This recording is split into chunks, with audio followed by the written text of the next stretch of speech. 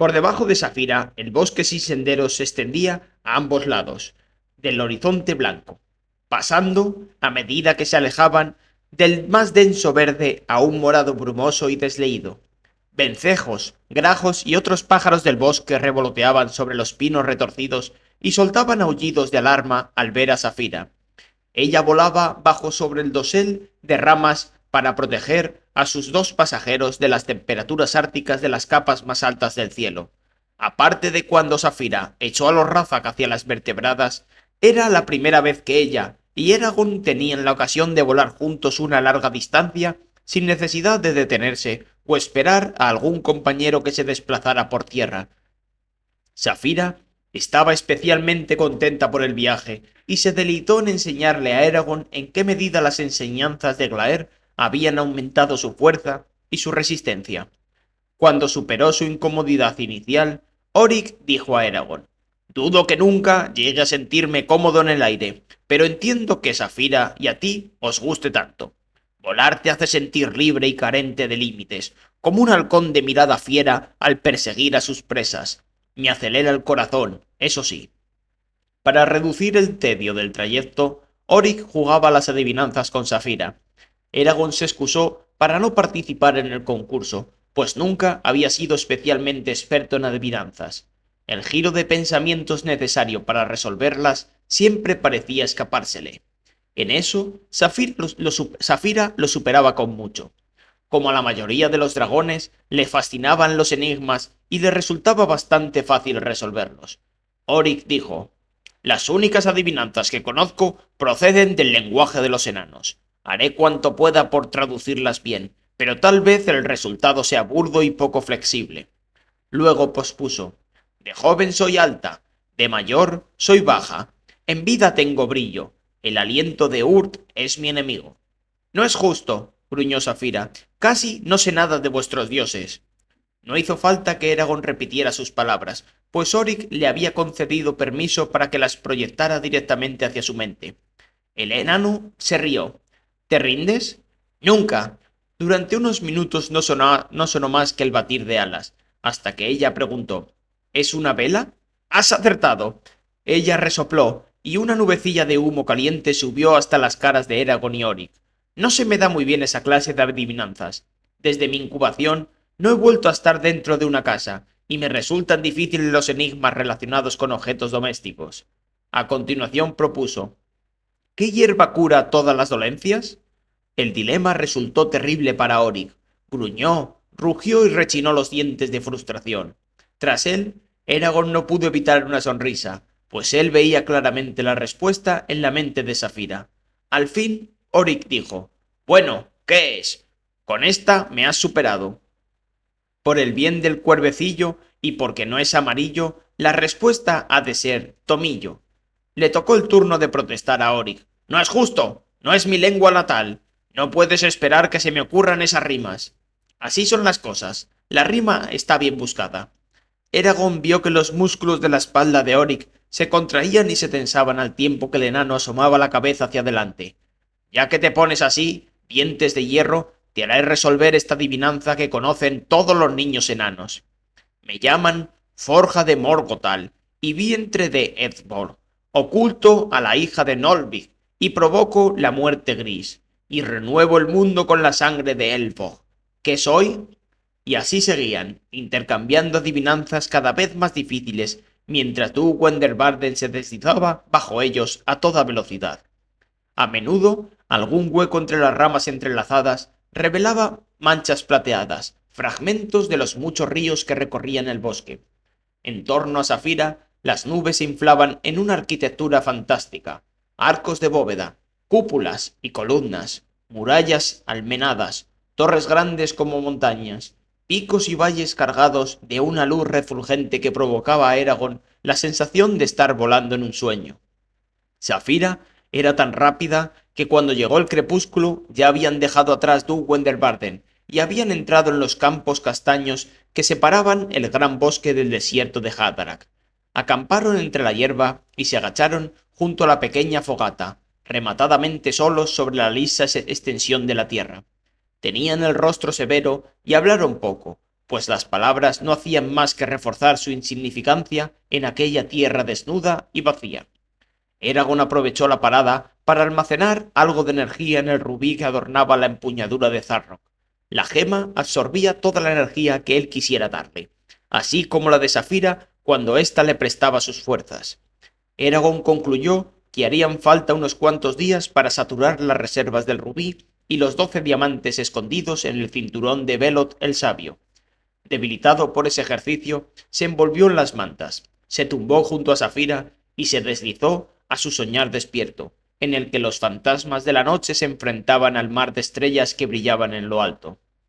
Poco después, al reiniciar el viaje a la mañana siguiente, la marea de hierba dio paso a una maleza oscura que se fue volviendo cada vez más escasa, hasta que también fue reemplazada por una tierra calcinada por el sol, en la que sólo sobrevivían las plantas más resistentes. Aparecieron las dunas de un dorado rojizo.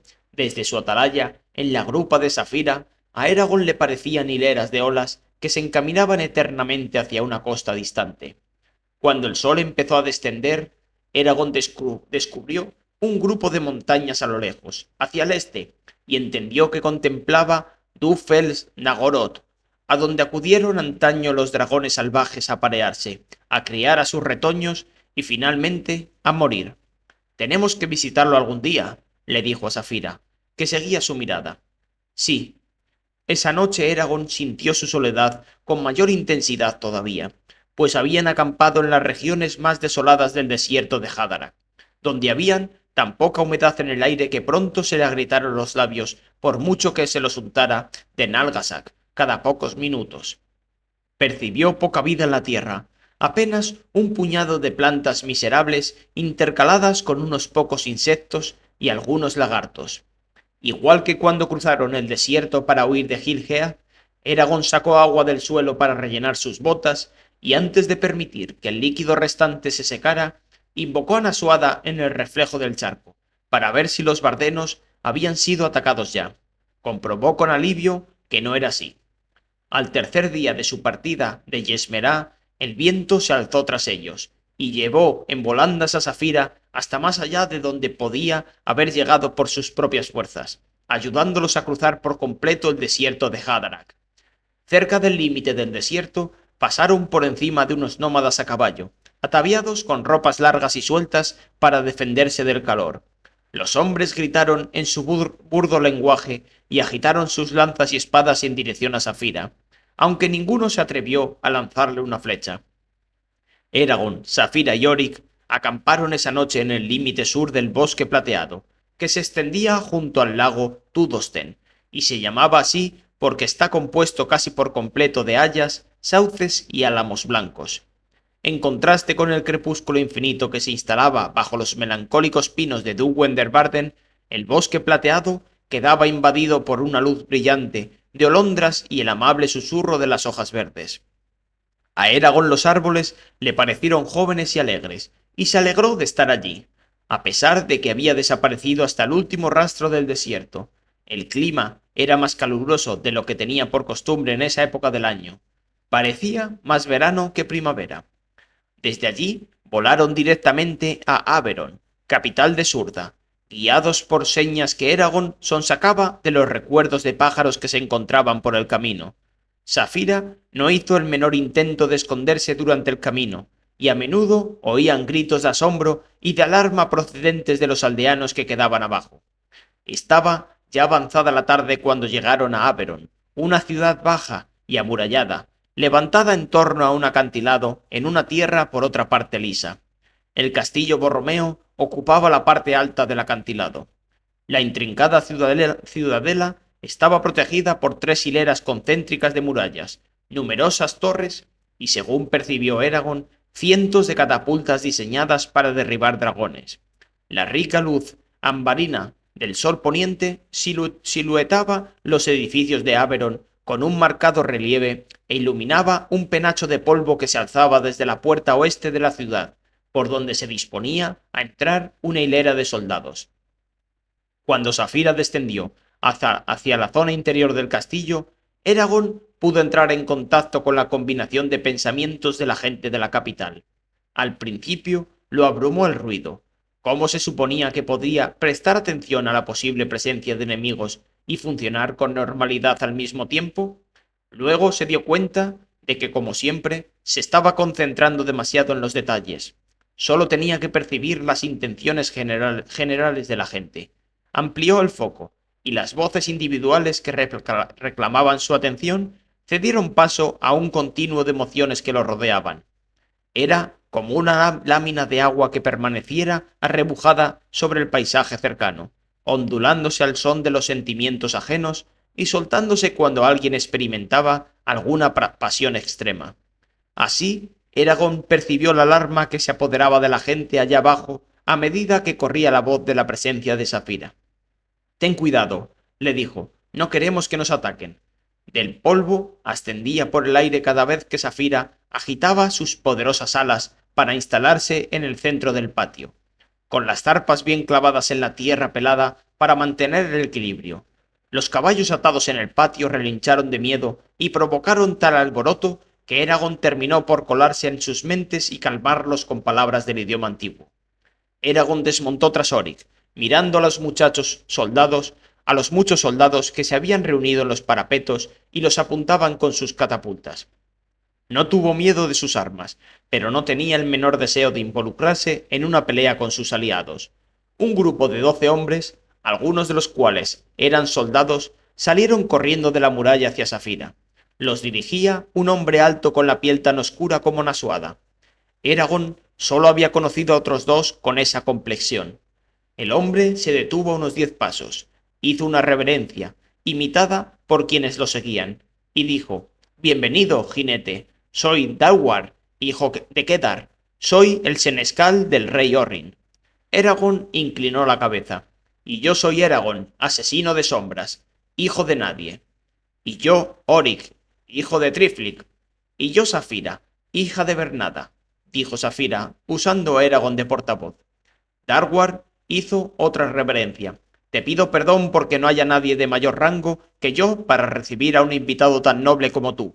Pero el rey Orrin, la señora Nasuada y todos los bardenos se fueron hace tiempo para enfrentarse al ejército de Galbatorix». Eragon asintió. Ya contaba con ello. Dejaron órdenes de que si venías en su busca, te unieras a ellos a la mayor brevedad, pues se requiere tu destreza para que venzamos. ¿Puedes mostrarnos en un mapa dónde encontrarlos?, preguntó Eragon. Por supuesto, señor. Mientras lo mando a buscar, ¿quieres alejarte del calor y disfrutar de unos refrescos? Eragon negó con la cabeza. No hay tiempo que perder. Además, el mapa no tengo que verlo yo solo, sino también Safira, y dudo que quepa en nuestros salones.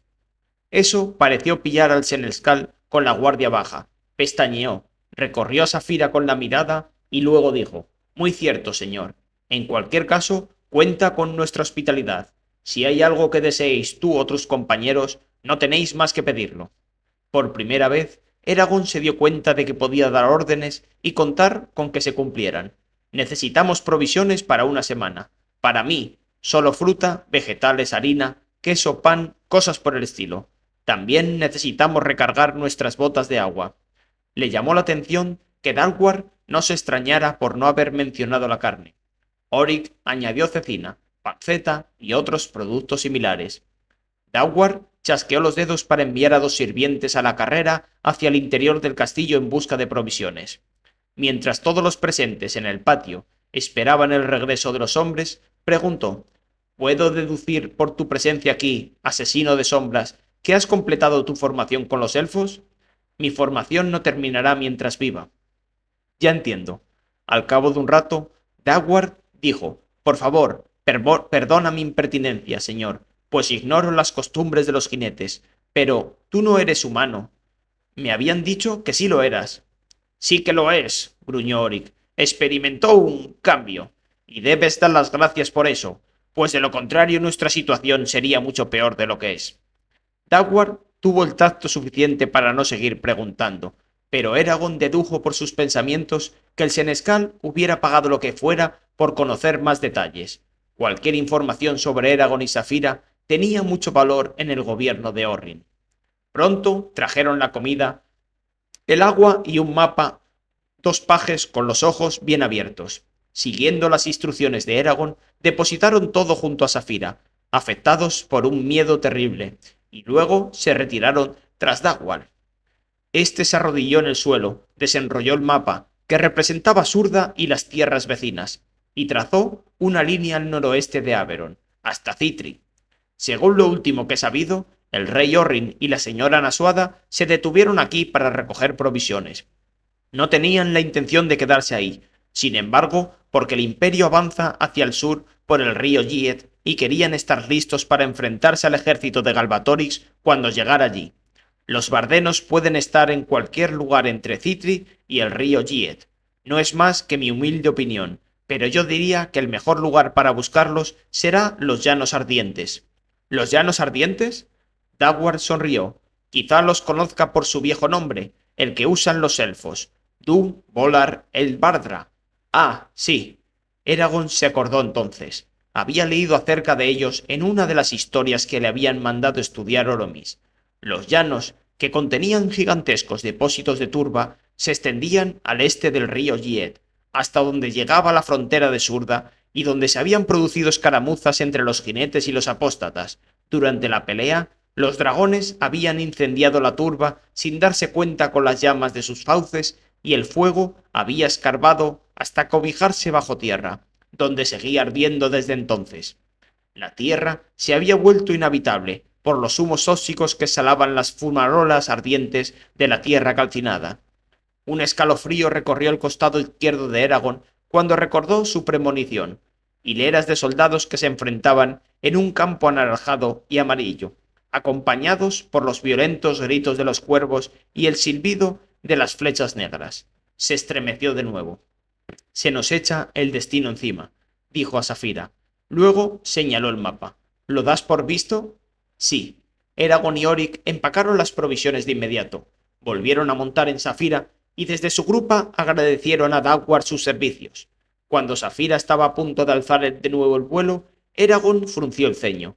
Una leve discrepancia había tomado cuerpo en las mentes que supervisaba. Dagwar, dos mozos de cuadra de los establos, han iniciado una discusión y uno de ellos, Tatal, pretende cometer un asesinato. Sin embargo, puedes evitarlo si envías a tus hombres de inmediato. Dagwar abrió mucho los ojos con cara de asombro, e incluso Oryx se dio la vuelta para mirar a Eragon. ¿Cómo lo sabes, asesino de sombras?, preguntó el senescal. Eragon se limitó a responder: porque soy un jinete. Entonces Saphira desplegó las alas y todos los presentes corrieron para evitar que un golpe los tumbara cuando las batió hacia abajo y alzó el vuelo hacia el cielo. Cuando el castillo Borromeo se empequeñeció tras ellos, Oryx dijo: ¿Puedes oír mis pensamientos, Eragon? ¿Quieres que lo intente? Ya sabes que no lo he probado. Inténtalo. Eragon frunció el ceño y concentró su atención en la conciencia del enano, pero le sorprendió encontrar la mente de Oryx bien protegida tras gruesas barreras.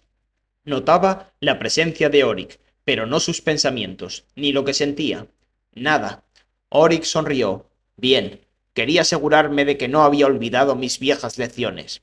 Se pusieron tácitamente de acuerdo en no detenerse aquella noche para seguir avanzando por el cielo oscuro. No vieron señales de la luna y las estrellas, ningún resplandor, ni un pálido brillo que quebrara la opresiva oscuridad. Las horas muertas se hinchaban y combaban, y a Eragon le parecía que se aferraban a cada segundo, reticentes a entregarse al pasado. Cuando al fin regresó el sol, trayendo consigo su bienvenida luz, Saphira aterrizó al borde de un pequeño lago para que Eragon y Oryx pudiera estirar las piernas, aliviar sus necesidades y tomar un desayuno sin el movimiento constante que experimentaban a su grupa. Acababan de despegar de nuevo cuando apareció en el horizonte una gran nube marrón, como un borrón de tinta castaña en una hoja de papel blanco. La nube fue creciendo a medida que Saphira se acercaba a ella, hasta que, a última hora de la mañana, oscureció por completo la tierra bajo una cortina de vapores hediondos. Habían llegado a los llanos ardientes de Alagaesia. Los llanos ardientes. Eragon se puso a toser cuando Saphira descendió entre las capas de humo, bajando hacia el río Giet, que quedaba escondido entre la bruma. Pestañeó y se secó las lágrimas negras. Le ardían los ojos por el humo. Más cerca del suelo, el aire se aclaraba, y Aragorn pudo tener una visión despejada de su destino. El velo rizado de humo negro y encarnado filtraba los rayos de sol de tal modo que todo lo que quedaba debajo parecía bañado por un naranja intenso. Algún que otro hueco en la suciedad del cielo permitía que unas barras de luz iluminaran la tierra, donde permanecían como columnas de cristal traslúcido hasta que el movimiento de las nubes las truncaba. El río Giet se extendía ante ellos, grueso y crecido como una serpiente atiborrada, y su superficie sombreada reflejaba el mismo halo espectral que invadían los llanos ardientes. Incluso cuando una mancha de luz plena iluminaba por casualidad el río, el agua adquiría una blancura de tiza, opaca y opalescente, casi como si fuera la leche de alguna bestia aterradora, y parecía brillar con una fantasmagórica luminiscencia propia. Había dos ejércitos dispuestos a lo largo de la orilla este del agua supurpante. Al sur quedaban los bardenos y los hombres de Surda, parapetados tras múltiples capas defensivas, donde desplegaban una fina colección de estandartes de tela, hileras de tiendas arrogantes y las monturas agrupadas de la caballería del rey Orrin. Por fuertes que fueran, su cantidad empalidecía en comparación con las fuerzas reunidas al norte. El ejército de Galbatorix era tan numeroso que su primera línea cubría casi 5 kilómetros, y era imposible discernir cuánto medía la profundidad del batallón, pues los individuos se fundían en una masa sombría a lo lejos. Entre los dos enemigos mortales quedaba un espacio vacío de unos 3 kilómetros. Aquella extensión de tierra, así como la zona en que habían acampado los ejércitos, estaba horadada por incontables orificios dentados en los que danzaban las llamas de fuego verde. De aquellas antorchas mareantes se alzaban penachos de humo que oscurecían el sol. Cada palmo de vegetación parecía calcinado por el suelo reseco, salvo por algunas extensiones de líquen negro, naranja y castaño, que desde el aire daban a la tierra un aspecto costroso e infectado. Aragorn nunca había contemplado una vista tan imponente. Saphira emergió sobre la tierra de nadie que separaba los severos ejércitos, y luego trazó una curva y se lanzó en picado hacia los bardenos tan rápido como se atrevía, pues mientras permanecieran expuestos al imperio, serían vulnerables a los ataques de los magos enemigos. Aragorn extendió su conciencia tanto como pudo en todas direcciones, en busca de mentes hostiles que pudieran notar su contacto de tanteo y reaccionar, las mentes de los magos y de aquellos formados para rechazar la magia. En vez de eso, lo que sintió fue el pánico repentino que abrumó a los centinelas bardenos, muchos de los cuales, entendió, nunca habían visto a Saphira. El miedo les hizo perder el sentido común y lanzaron una bandada de flechas dentadas que se arqueaban para detener a Saphira. Aragorn alzó la mano derecha y exclamó: «Leta, Oria, torna». Las flechas se congelaron en pleno vuelo. Con un giro de muñeca y la palabra ganga, cambió su dirección y las envió en barrena hacia la tierra de nadie, donde pudieran clavarse en el suelo sin dañar a nadie. Se le escapó una flecha que alguien había disparado unos pocos segundos después de la primera oleada. Aragorn se inclinó a la derecha tanto como pudo, y más veloz que cualquier humano, agarró la flecha en el aire cuando Saphira pasó volando junto a ella. Solo cuando ya estaban a decenas de metros del suelo, Saphira agitó las alas para frenar el descenso antes de aterrizar primero sobre las patas traseras y luego apoyar las delanteras, y corretear hasta detenerse entre las tiendas de los bardenos. «¡Werg!», gruñó Orig, al tiempo que soltaban las correas que le mantenían las piernas fijas. «Preferiría enfrentarme a una docena de Kul que experimentar otra vez esta caída». Se soltó por un lado de la silla para luego descender por la primera delantera de Saphira, y de ahí saltar al suelo. Aragorn estaba desmontando todavía cuando se reunieron en torno a Saphira docenas de guerreros con expresiones de asombro. Salió entre ellos con grandes zancadas un hombre grande como un oso, a quien Aragorn reconoció: Frederick, el maestro armero de los bardenos, de Father-Dur, ataviado como siempre con su armadura peluda de cuero de buey. «Venga, patanes boquiabiertos», rugió Frederick, «no os quedéis ahí pasmados, volved a vuestros puestos si no queréis que os doble las guardias». Siguieron sus órdenes. Los hombres empezaron a dispersarse entre abundantes gruñidos y miradas atrás. Luego, Frederick Se acercó, y Eragon notó que se quedaba sorprendido por los cambios de su apariencia física. El barbudo hizo cuanto pudo por disimular su reacción. Se llevó una mano a la frente y dijo: «Bienvenido, asesino de sombras. Llegas justo a tiempo. Me avergüenza sobremanera que te hayamos atacado. El honor de todos estos hombres quedará manchado por ese error. ¿Hemos herido a algunos de los tres? No». El alivio cruzó el rostro de Fedric. «Bueno, demos las gracias. He hecho retirar a los responsables. Serán azotados y perderán el rango. ¿Te parece suficiente castigo, jinete? Quiero verlos», dijo Eragon. Fedric exhibió una repentina preocupación. Era evidente que temía que Eragon quisiera ejercer algún castigo terrible y forzando a los centinelas. Sin embargo, en vez de manifestar en voz alta su preocupación, dijo: «Entonces, sígueme, señor». Lo guió por el campo hasta una tienda de mando con la tela rayada, donde unos 20 hombres de aspecto desgraciado se desprendían de sus armas y protecciones bajo la mirada atenta de una docena de guardias. Al ver a Eragon y Safira, todos los prisioneros hincaron una rodilla en el suelo y se quedaron quietos, mirando al suelo. «¡Ave, asesino de sombras!», gritaron. Eragon no dijo nada, y recorrió la hilera de hombres mientras estudiaba sus mentes, hundiendo las botas en la costra de tierra calcinada con un molesto crujido. Al fin empezó a hablar. «Tendríais que estar orgullosos de haber reaccionado tan rápido ante vuestra aparición.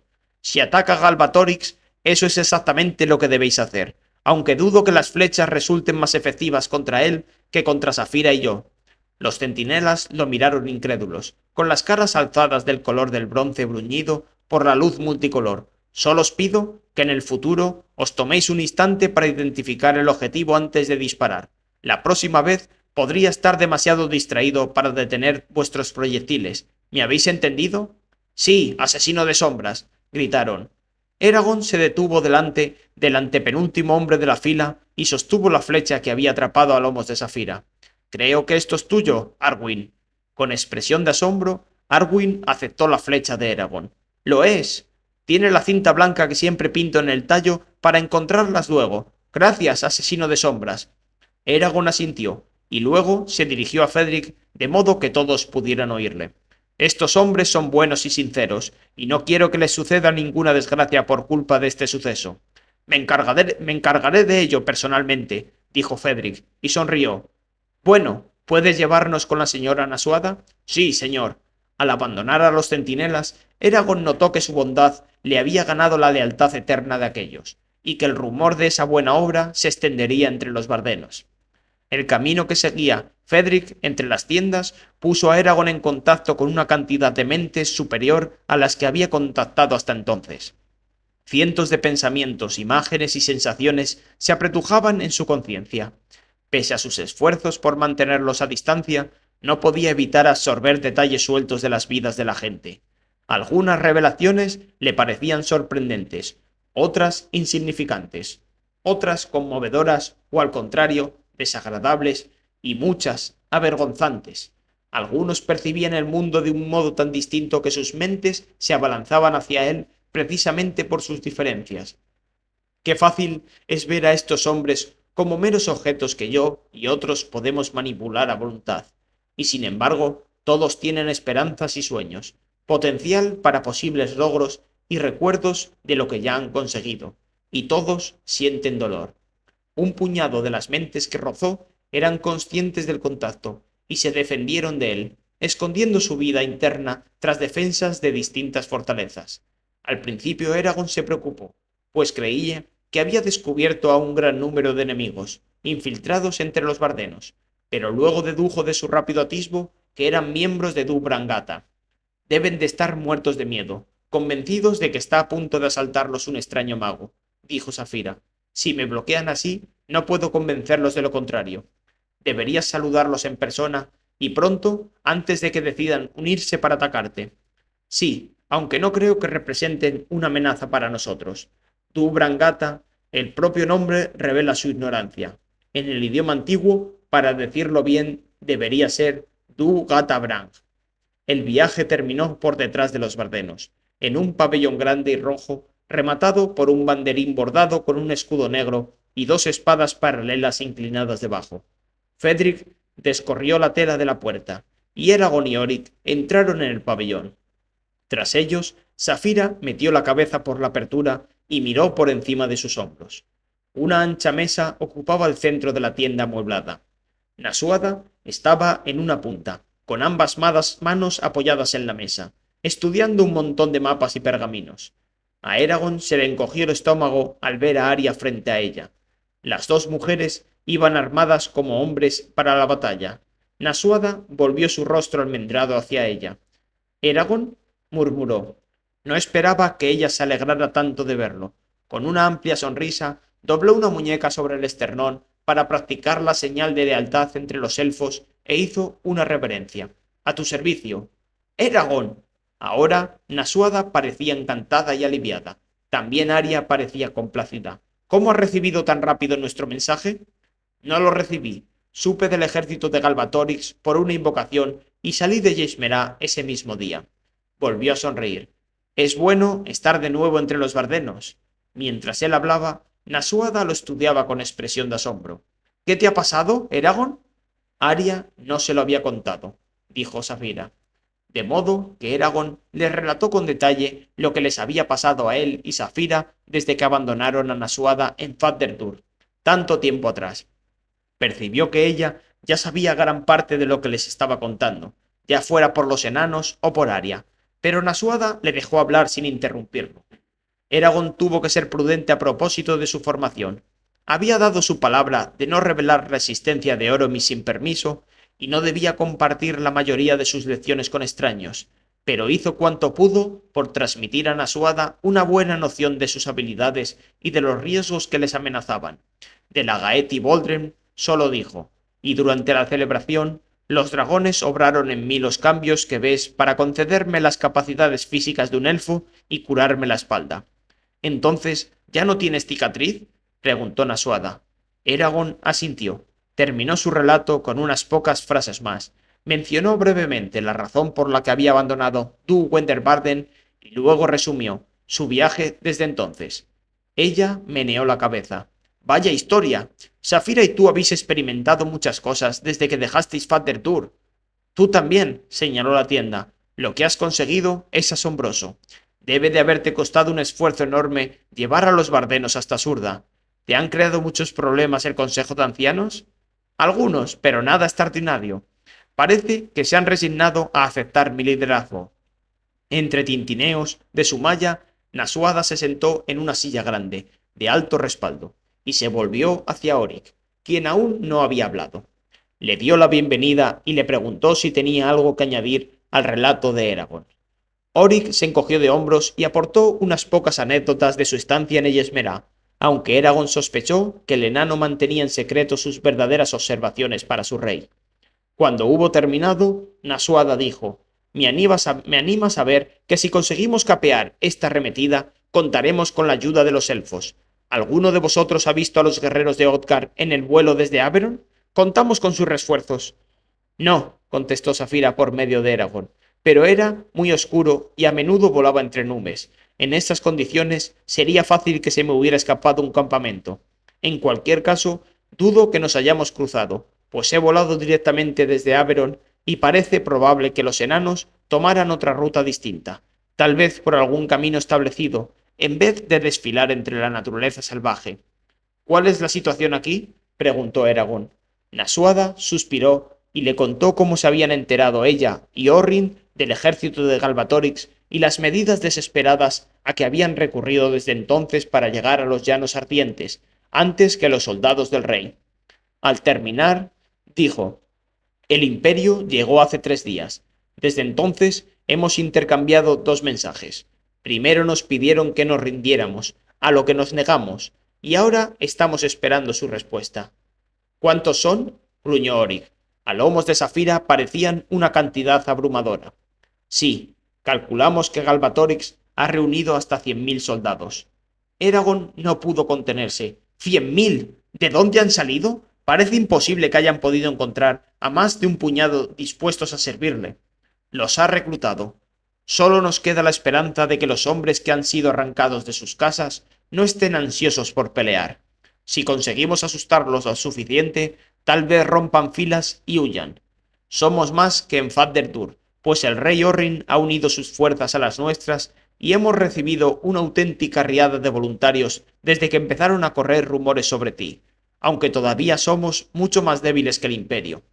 Entonces Safira hizo una pregunta terrible, y Eragon se vio obligado a repetirla en voz alta. ¿Qué posibilidades creéis que tenemos de ganar?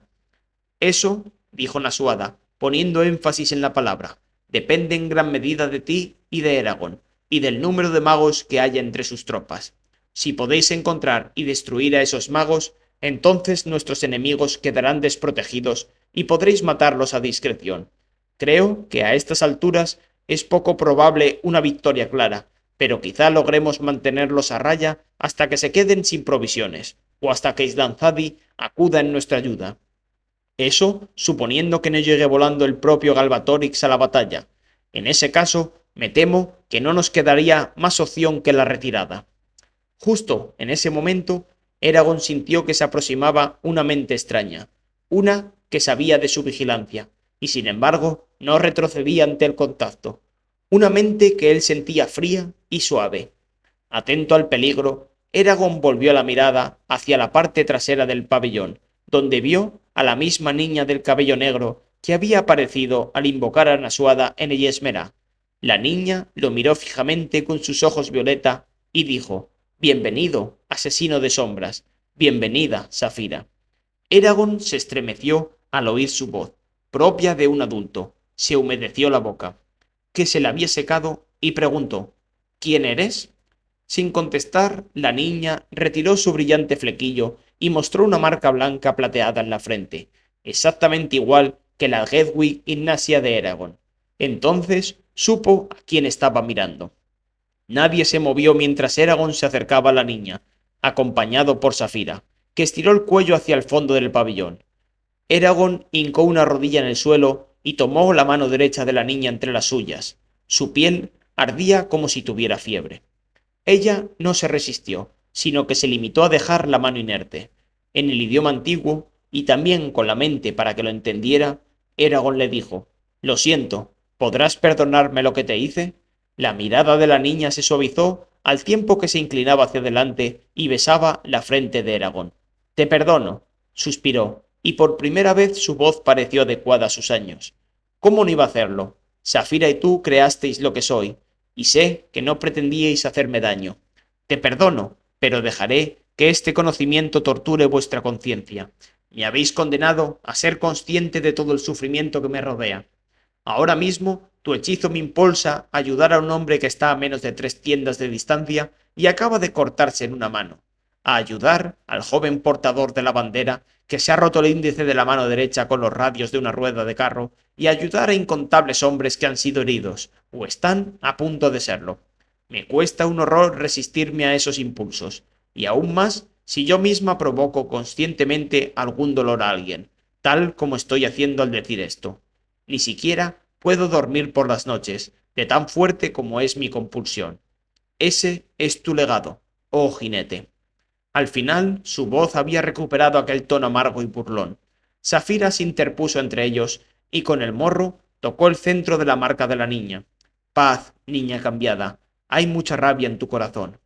No tienes que vivir así para siempre, dijo Eragon. Los elfos me enseñaron a deshacer los hechizos, y creo que puedo librarte de esta maldición. No será fácil, pero se puede hacer. Por un instante pareció que la niña perdía su formidable control. Se le escapó un grito ahogado entre los labios. Su mano tembló sobre la de Eragon y sus ojos brillaron, cubiertos por una película de lágrimas. Luego, con la misma rapidez, escondió sus verdaderas emociones tras una máscara de cínica diversión. Ya veremos, ya veremos. En cualquier caso, no deberías intentarlo hasta después de la batalla. Podría ahorrarte mucho dolor, le dijo Eragon. No serviría de nada agotarte cuando nuestra supervivencia depende de tu talento. No me engaño, eres más importante que yo. Una sonrisa taimada recorrió su rostro. Además, si retiras ahora tu hechizo, no podré ayudar a ningún bardeno si son atacados. No querrás que Nasuada muera por eso, ¿verdad? No, admitió Eragon. Guardó silencio un largo rato, cavilando el asunto, y luego dijo: Muy bien, esperaré, pero te lo juro, si ganamos esta batalla, compensaré ese error. La niña inclinó la cabeza a un lado. Te tomo la palabra, jinete. Nasuada se alzó de la silla y dijo: Elba fue quien evitó que me matara un asesino de Aberon. Ah, ¿sí? En ese caso, estoy en deuda contigo, Elba, por proteger a mi señora. Bueno, ven, dijo Nasuada, tengo que presentaros a los tres ante Orrin y sus nobles. ¿Ya conoces al rey, Oric? El enano negó con la cabeza. Nunca había llegado tan al oeste. Cuando abandonaron el pabellón, Nasuada, delante con Elba a su lado, Eragon trató de colocarse de tal modo que pudiera hablar con Arya, pero cuando se acercó a ella, la elfa aceleró el paso hasta llegar a la altura de Nasuada. Arya ni siquiera lo miró mientras caminaba, desaire que le provocó más angustia que cualquiera de las heridas físicas que había sufrido. Elba se volvió a mirarlo, y Eragon entendió que había percibido su dolor. Pronto llegaron a otro pabellón grande, en ese caso blanco y amarillo, aunque resultaba difícil determinar el tono exacto de los colores por el naranja estridente que lo tenía todo en los llanos ardientes. Cuando les permitieron entrar, Eragon se sorprendió al encontrarse la tienda plagada de una excéntrica colección de probetas, alambiques, crisoles y otros instrumentos de la filosofía natural. ¿Qué clase de persona se ocuparía de acarrear todo esto hasta un campo de batalla? Se preguntó atónito. Eragon, dijo Nasuada, quiero que conozcas a Orrin, hijo de Larkin y monarca del reino de Surda. De entre las profundidades del montón de cristales apilados emergió un hombre más bien alto y guapo, con el cabello largo hasta los hombros y sujeto por una diadema de oro que descansaba en la frente. Su mente, como la de Nasuada, estaba protegida tras muros de hierro. Era obvio que había recibido extensa formación en esa capacidad. Por la conversación, a Eragon le pareció agradable, si bien algo verde e inexperto en cuanto concernía al mando de los hombres en guerra, y un poco chalado. Por lo general, Eragon se fiaba más del liderazgo de Nasuada. Tras eludir montones de preguntas de Orrin sobre su estancia entre los elfos, Eragon se encontró sonriendo y asintiendo con educación mientras desfilaban de uno en uno los nobles. Todos insistieron en darle la mano, decirle que era un honor saludar a un jinete e invitarlo a sus respectivos estados. Eragon memorizó con diligencia sus muchos nombres y títulos, tal como sabía que Oromis hubiera esperado de él, e hizo cuanto pudo por mantener la calma, pese a su creciente frustración. Estamos a punto de enfrentarnos a uno de los mayores ejércitos de la historia, y aquí nos tienes, atascados en el intercambio de galanterías. Paciencia, aconsejó Safira, ya no quedan muchos. Además, afróntalo de este modo. Si ganamos, nos deberán un año entero de cenas gratis, con todo lo que te están prometiendo. Eragon reprimió una carcajada. Creo que si supieran lo que cuesta alimentarte, se quedarían abatidos, por no decir que podrían vaciar sus bodegas de cerveza y vino en una sola noche. Nunca lo haría, resopló ella antes de conceder. Tal vez en 2 noches. Cuando al fin consiguieron salir del pabellón de Orrin, Eragon preguntó a Nasuada: ¿Qué hago ahora? ¿Cómo puedo servirte? Nasuada lo miró con expresión curiosa. ¿Cómo crees tú que podrías servirme, Eragon? Conoces tus habilidades mucho mejor que yo. Hasta Arya lo miró en ese momento, atenta a su respuesta. Eragon alzó la vista hacia el cielo ensangrentado mientras cavilaba la respuesta. Tomaré el control de Du Brangata, tal como pidieron en una ocasión, y los organizaré bajo mi mando para poder distinguirlos en la batalla. Si trabajamos juntos tendremos más probabilidades de frustrar a los magos de Galbatorix. Me parece una idea excelente. ¿Hay algún lugar en el que Eragon pueda dejar sus bolsas? Preguntó Safira. No quiero cargar con ellas ni con su silla más de lo necesario. Cuando Eragon repitió la pregunta, Nasuada contestó: Por supuesto, las puedes dejar en mi pabellón, y encargaré que alcen una tienda para ti, Eragon, para que las conserves allí. Sin embargo, sugiero que te pongas la armadura antes de separarte de las bolsas. Podrías necesitarla en cualquier momento. Ahora que me acuerdo, Safira, tenemos tu armadura. ¿Hago que la desempaqueten y te la traigan? ¿Y qué pasa conmigo, señora? Preguntó Oric. Tendremos entre vosotros a varios Kurland del Durgin Ingentium, que han aportado su pericia en la construcción de nuestras defensas en tierra. Si quieres, puedes asumir su mando. Oric parecía animado por la perspectiva de ver a otros enanos, sobre todo a los de su propio clan. Se golpeó el pecho con un puño y dijo: «Creo que lo haré. Si me perdonas, me voy a ocupar de ello ahora mismo». Sin echar una mirada atrás, empezó a andar por el campamento en dirección al norte, hacia los parapetos. Cuando los 4 que quedaban regresaron ante el pabellón, Nasuada dijo a Eragon: «Infórmame en cuanto hayas resuelto tus asuntos con Du Brangata». Luego descorrió la entrada del pabellón y desapareció en la oscuridad de la tienda. Cuando Arya se disponía a seguirla, Eragon se acercó a ella y en el idioma antiguo le dijo: «Espera». La elfa se detuvo y lo miró, sin revelar nada. Él sostuvo su mirada con firmeza, llegando hasta el fondo de sus ojos, en los que se reflejaba la extraña luz que los rodeaba. «Arya, no te voy a pedir perdón por lo que siento por ti. Sin embargo, quiero que sepas que sí lamento cómo me comporté durante la celebración del juramento de sangre. Esa noche no era yo mismo. De otro modo, nunca hubiera sido tan descarado contigo. ¿Y no lo volverás a hacer?». Eragon contuvo una risa malhumorada. «Si lo hiciera, no me serviría de nada, ¿verdad?». Al ver que ella permanecía en silencio, añadió: «No importa, no quiero molestarte, ni siquiera si…». Dejó la frase a medias, antes de hacer un comentario que sabía que terminaría por lamentar. El rostro de Arya se suavizó. «No pretendo lastimarte, Eragon, has de entenderlo». «Lo entiendo», dijo, aunque no muy convencido. Una tensa pausa se estableció entre ambos. «Confío en que hayas volado bien», dijo Arya. «Bastante bien. ¿No has encontrado dificultades en el desierto? ¿Tendríamos que haberlas encontrado?». «No, era solo por curiosidad».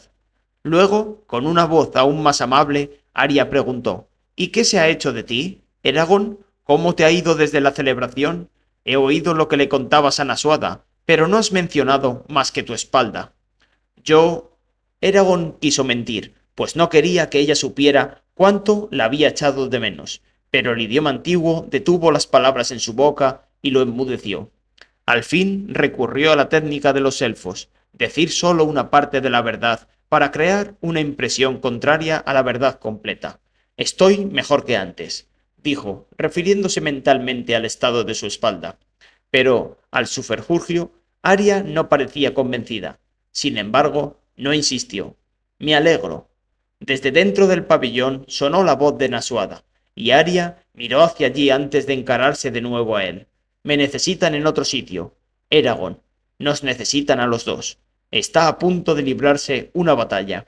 Alzó la tela que tapaba la entrada y entró a medias en la tienda en penumbra, pero luego dudó y añadió: «Cuídate, Eragon, asesino de sombras». Y desapareció. El desánimo dejó clavado a Eragon. Había logrado lo que se proponía, pero parecía que nada hubiera cambiado entre él y Arya.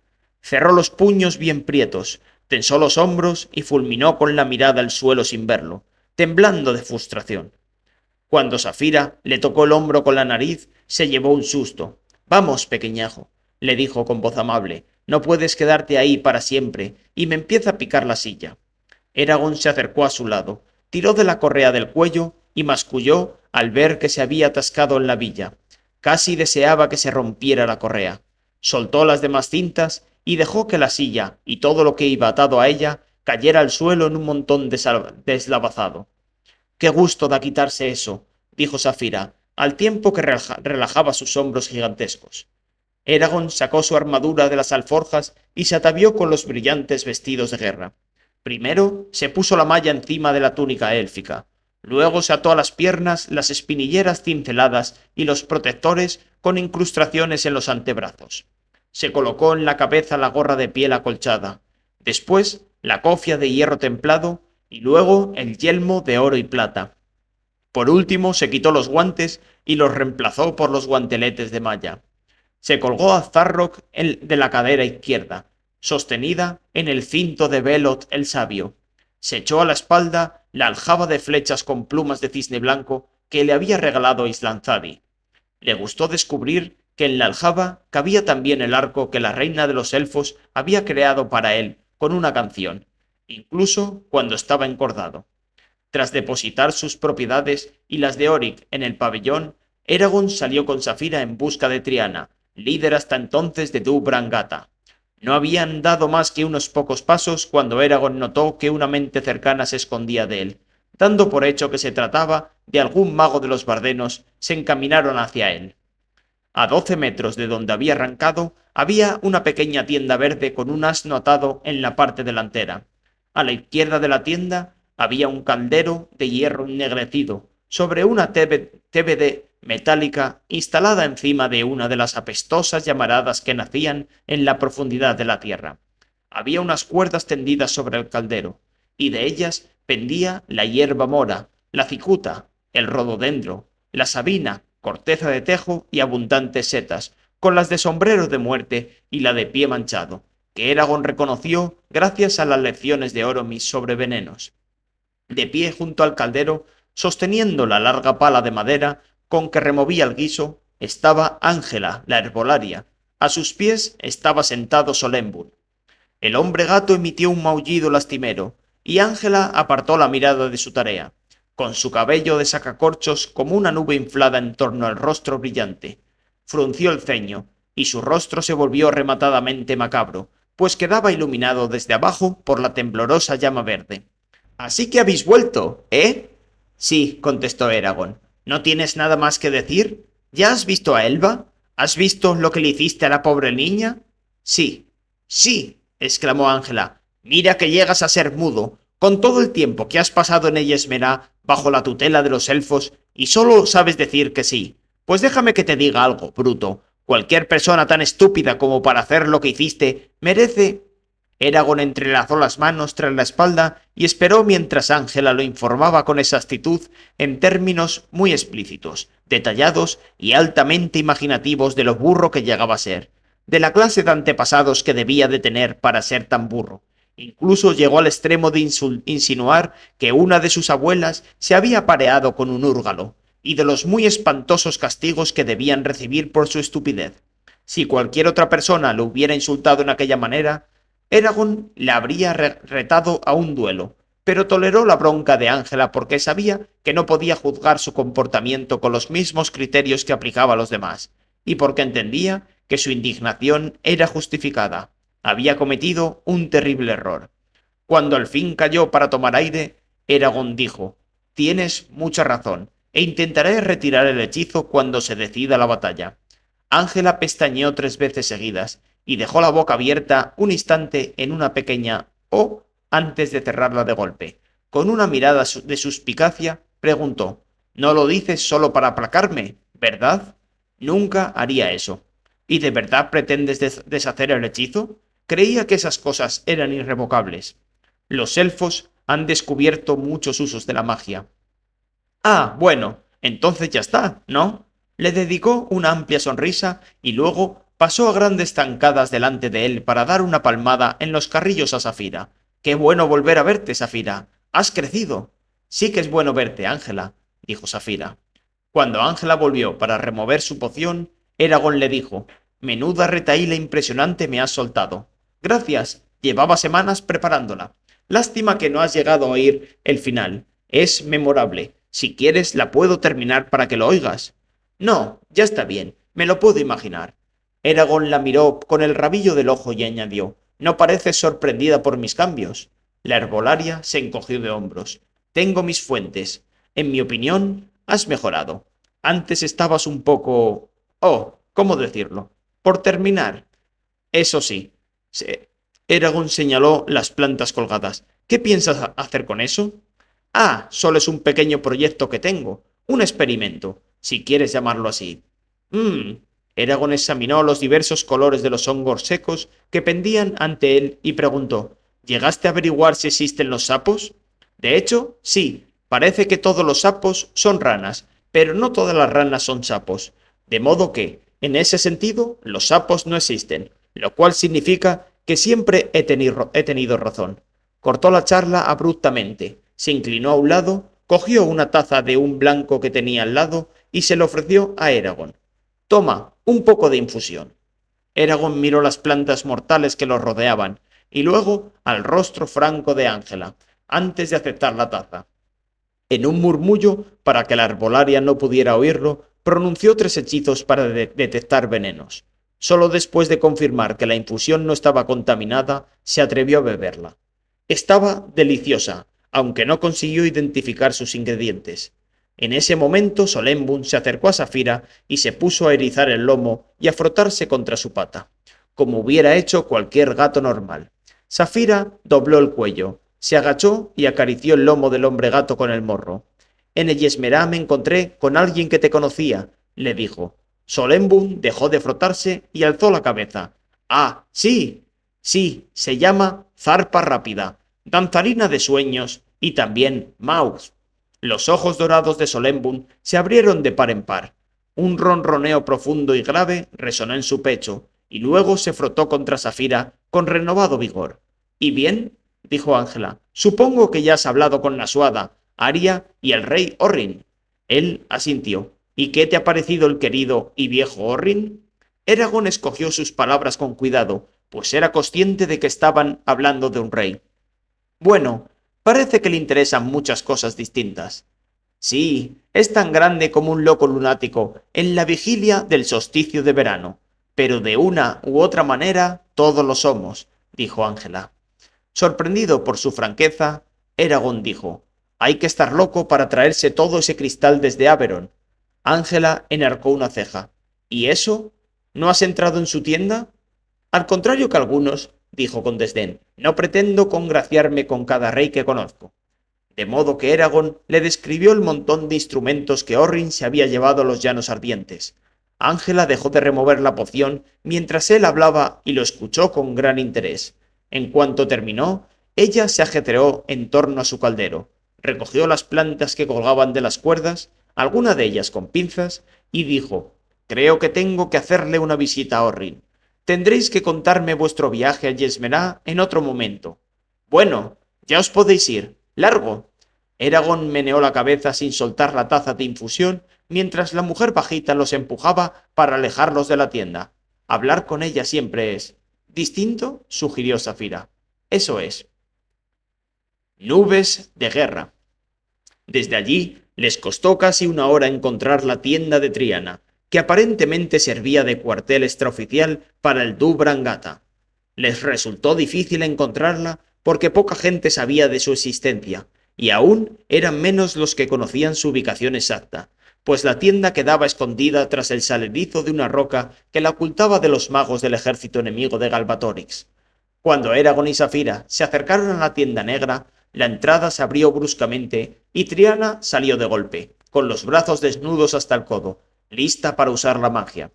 Tras ella se apiñaban un grupo de hechiceros decididos, aunque asustados, a muchos de los cuales había visto Eragon durante la batalla de Fathertur, ya fuera peleando o curando a los heridos. Eragon miró a Triana, y los demás reaccionaron con la sorpresa ya esperada, que les producían las alteraciones de su aspecto físico. Triana bajó los brazos y dijo, «¡Asesino de sombras! ¡Safira! Tendríais que habernos avisado antes de vuestra llegada. Nos estábamos preparando para enfrentaros a lo que parecía ser un enemigo poderoso». «No era nuestra intención molestaros», dijo Eragon, «pero teníamos que presentarnos ante Nasuada y al rey Orrin nada más aterrizar».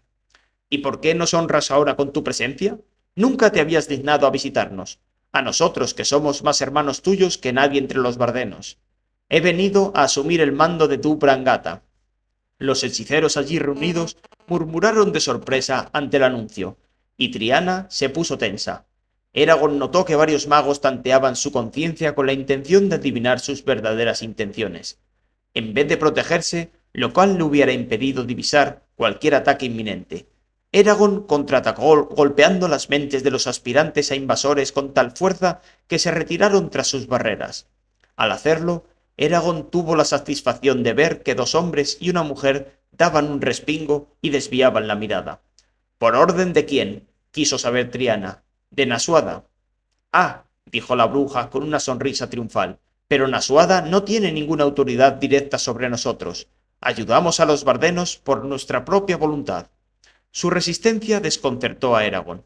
Estoy seguro de que a Nasuada le sorprendería oír eso, después de todo lo que ella y su padre han hecho por Dubrangata. Podría llevarse la impresión de que ya no queréis el apoyo y la protección de los bardenos. Dejó que la amenaza quedara suspendida en el aire. Además, Creo recordar que os habíais ofrecido a concederme ese cargo en algún momento. ¿Por qué no ahora? Triana enarcó una ceja. Rechazaste mi oferta, asesino de sombras. ¿O ya lo habías olvidado? Pese a su contención, un tono defensivo tiñó la respuesta, y Eragon sospechó que se daba cuenta de que su postura era insostenible. Le parecía más madura que en su último encuentro, y tuvo que recordarse las penurias que debía de haber pasado desde entonces. La marcha por la Lagaesia hasta Surda, la supervisión de los magos de Dub Brangata y los preparativos para la guerra. Entonces no podíamos aceptarlo. No era el momento. Ella cambió de tono abruptamente y preguntó: En cualquier caso, ¿por qué cree Nasuada que tú debes mandarnos? Sin duda, Safira y tú seríais más útiles en otro lugar. Nasuada quiere que comande a Durupangata en la batalla, y así lo haré. A Eragon le pareció mejor no mencionar que la idea había sido suya. Triana frunció el ceño y adoptó una apariencia feroz. Señaló al grupo de hechiceros que había tras ella. Hemos dedicado nuestras vidas al estudio de nuestro arte. Tú llevas menos de 2 años practicando los hechizos. ¿Qué te hace más merecedor que cualquiera de nosotros? Pero, ¿cuál es tu estrategia? ¿Cómo planeas utilizarnos? Mi plan es sencillo, contestó. Todos vosotros uniréis vuestras mentes y buscaréis a los hechiceros enemigos. Cuando encontréis alguno, sumaré mis fuerzas y entre todos aplastaremos su resistencia. Luego podremos destrozar a las tropas que hasta entonces estuvieran protegidas por sus defensas. ¿Y qué harás tú el resto del tiempo? Pelear al lado de Safira. Tras un tenso silencio, uno de los hombres que seguían detrás de Triana dijo: «Es un buen plan». Cuando Triana le dirigió una mirada de rabia, se echó a temblar. Ella volvió a encararse a Eragon. «Desde que murieron los gemelos, he dirigido Dub Brangata. Bajo mi guía, ellos han aportado los medios para financiar los costes de la guerra de los Bardenos. Han descubierto a la Mano Negra, la red de espías de Galbatoris que intentó asesinar a Nasuada, y han prestado innumerables servicios. No me vanaglorio al decir que no son logros menores, y estoy segura de que puedo seguir ofreciéndolos.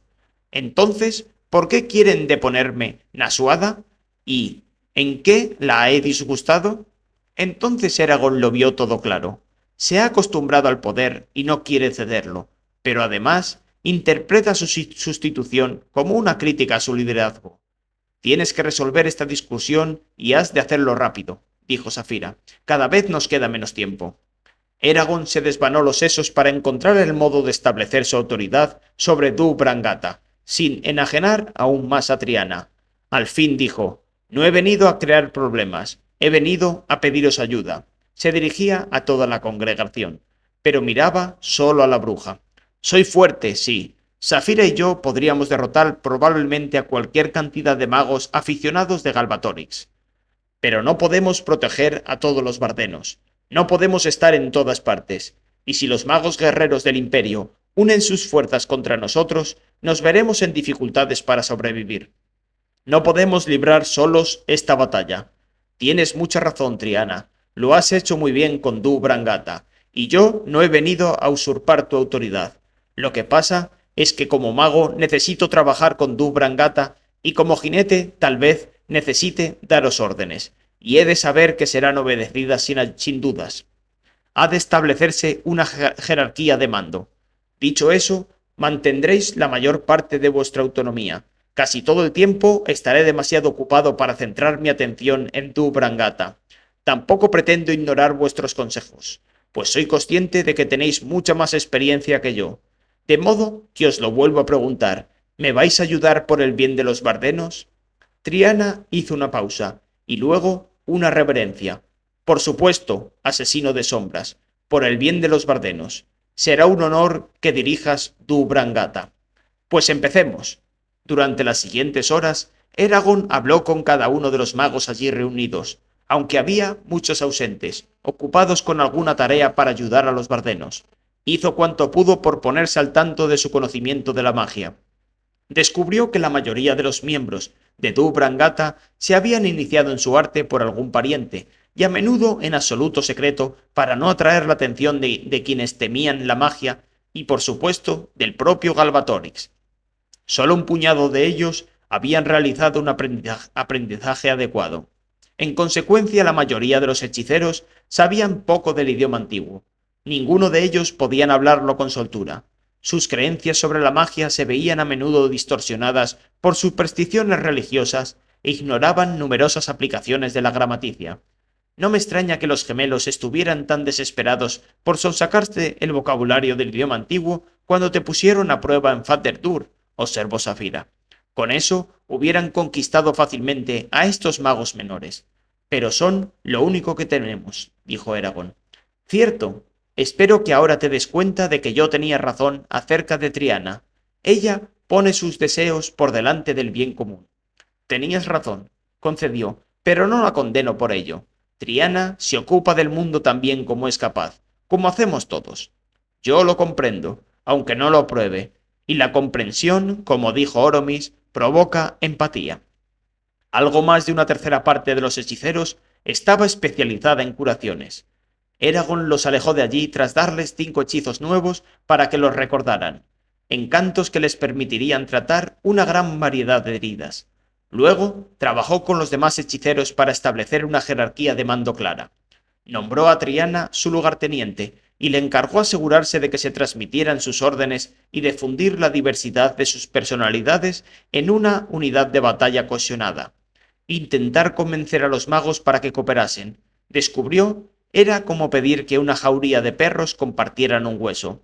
Tampoco ayudaba el hecho de que estuvieran asombrados por él, pues no encontraban el modo de usar su influencia para suavizar las relaciones de los magos que competían entre sí.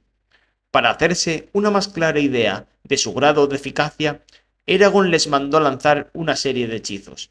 Mientras los veía luchar con unos embrujos que ahora a él le resultaban fáciles, Eragon se dio cuenta de hasta dónde habían avanzado sus propios poderes. Se maravilló y dijo a Safira: ¿Y pensar que en otros tiempos me costaba sostener un guijarro en el aire? Y pensar, replicó ella, que Galbatorix ha dispuesto de más de un siglo para afinar su talento. El sol descendía por el oeste, intensificando así la naranjada fermentación de la luz, hasta que el campamento de los bardenos, el lívido río Yed y la totalidad de los llanos ardientes brillaron bajo la loca y marmórea refulgencia, como si fueran un paisaje del sueño de un lunático. El sol se alzaba ya poco menos de un dedo sobre el horizonte cuando llegó un mensajero a la tienda. Anunció a Eragon que Nasuada ordenaba que se presentara ante ella de inmediato. Y creo que será mejor que te apures, asesino de sombras, si no te importa que lo diga. Tras obtener la promesa de Dubrangata de que estarían listos y bien dispuestos cuando les pidiera su ayuda, Eragon corrió con Safira entre las hileras de tiendas grises hacia el pabellón de Nasuada. Un brusco tumulto en las alturas obligó a Eragon a apartar los ojos del suelo traicionero y desviarlos hacia arriba. Lo que vio fue una bandada gigantesca de pájaros que revoloteaban entre los dos ejércitos. Distinguió águilas, gavilanes y halcones, junto con una incontable cantidad de grajos glotones, así como sus primos mayores, los cuervos rapaces, con sus picos como dagas, sus espadas azuladas. Cada pájaro graznaba pidiendo sangre para mojarse la garganta y carne para llenar el estómago y saciar el hambre. Por experiencia y por instinto, sabían que cuando aparecían los ejércitos en Alagaesia, podían contar con hectáreas enteras llenas de carroña para darse un banquete. Llegan las nubes de guerra, observó Eragon.